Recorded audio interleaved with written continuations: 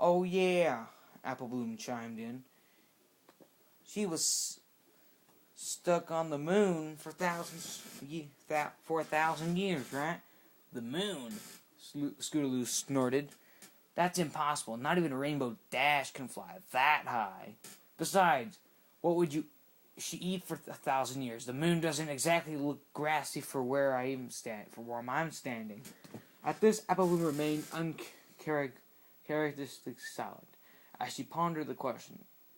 She could eat cheese, right? The moon's made of the stuff. Scootaloo rolled her eyes as she planted her own hoof against her forehead. The moon is not made of cheese. Oh, it is so. Ahem, came a more serene voice from besides the two, as Sweetie Belle moved her head closer to the pair. I'm sorry, Apple Bloom, but I have to agree with Scootaloo here. The moon can't be made of cheese. Yeah. By this point, the other fillies and foals had pretty much reverted to their own activities again, as Cheerilee stood softly bumping her head into the backboard, completely at a loss about how the hay she could get through these ponies.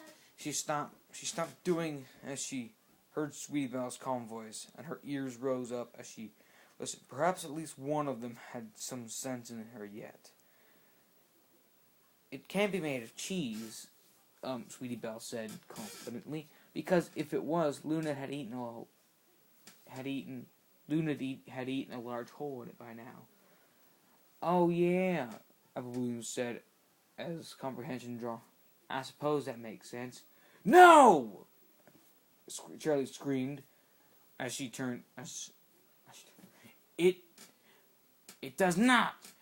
It does not make any sense at all. The moon is not made out of cheese because, you know what? Forget it. Class is missed.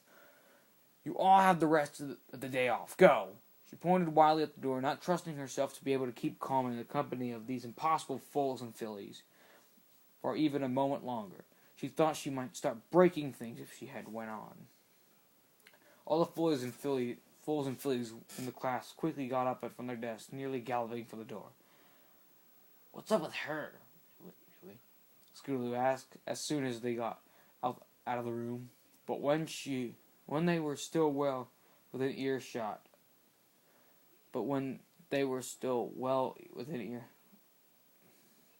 Meh, I don't even know, Apple Bloom said as she shrugged. Then suddenly heard the telltale sound of shattering glass coming from the classroom behind them. They both looked back looked at each other, shrugged, and continued on their way.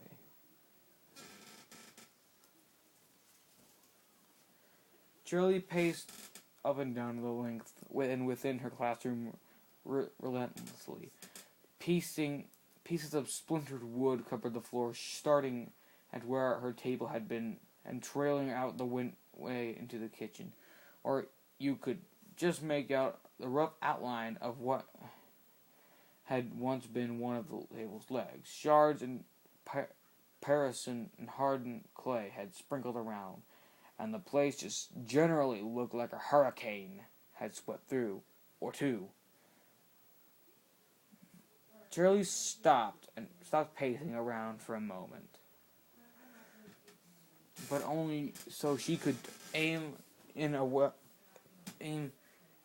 few place kicks at the remaining pieces of furniture in the room. Why? Why can't I get those ponies to behave?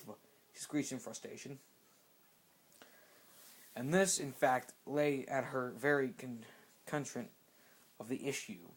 Ever since she had earned her cutie mark, she had been able to bring out the best in ponies and watch them blossom, watch them grow. Yet here were a bunch of foals and fillies she'd been working on for over 6 months, and they hadn't learned anything. Not a single thing. It ate at her confidence and kept her up at night. She lay twisting and turning as she wondered if she was losing her edge, if she had lost her gift. She had spent countless hours in the library, Putt Sparkle tended to, under the the guise of looking for reading material that might interest her students. Until I had noted, she'd been looking mostly at books covering the subject of cutie marks. Cheerilee had told her she was interested in availing the concerns three of her pupils had, the self-proclaimed cutie mark crusaders. But that wasn't true. The real reason was the question one constantly on Cheerilee's mind: can a cutie mark be mistaken? Is it possible that I never was as good at teaching as I thought I was? That I simply had easy folds and failures to work with or if a cutie mark is accurate at the time and manifests, can it perhaps grow inaccurate over time? These questions and many more like it slowly pushed Cheerilee down into an all-encompassing feel of depression. She found her practice wearing increasingly thin and lost faith in herself more and more. It became hard to get up in the morning, and harder still to bring herself to return to the classroom, where she knew they would be waiting to turn another day into a living hell. For the last few nights, she had been laying awake in bed, staring at the ceiling, wondering what it would be like just to let it all go. All sometimes like that she would sometimes tilt her head to look at the glimmering steel of the knife she put at her nightstand, just in case she ever found the brief moment of courage she needed to. Cheerilee walked over to the huge standing mirror in the corner of the living room, which surprisingly enough remained intact.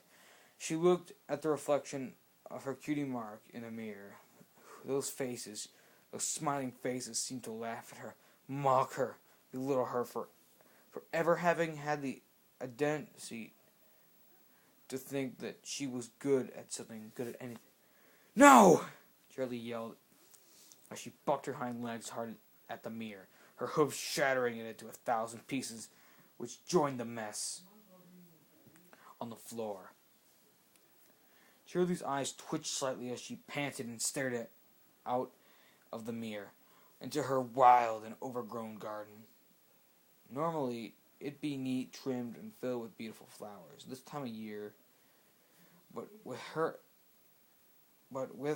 ever increasing moments of depression and lethargy, not to mention all the trips into the library, she had not been able to tend to her garden as well as she'd like to.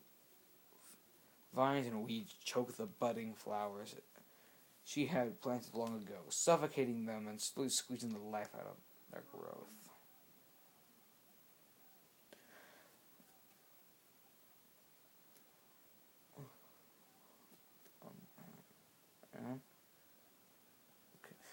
She stared first at the garden, and then her cutie mark, and then to the garden once more, and suddenly became clear to her. It all made sense. It was not that she wasn't a good. No, she had a gift, a great gift. She had always had it, and hadn't lost it, and would never lose it.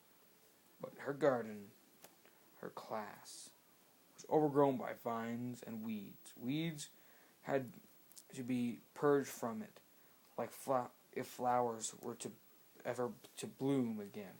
Vines that had to be cut down and pulled out, root and all, if she were to take her responsibilities as a teacher seriously.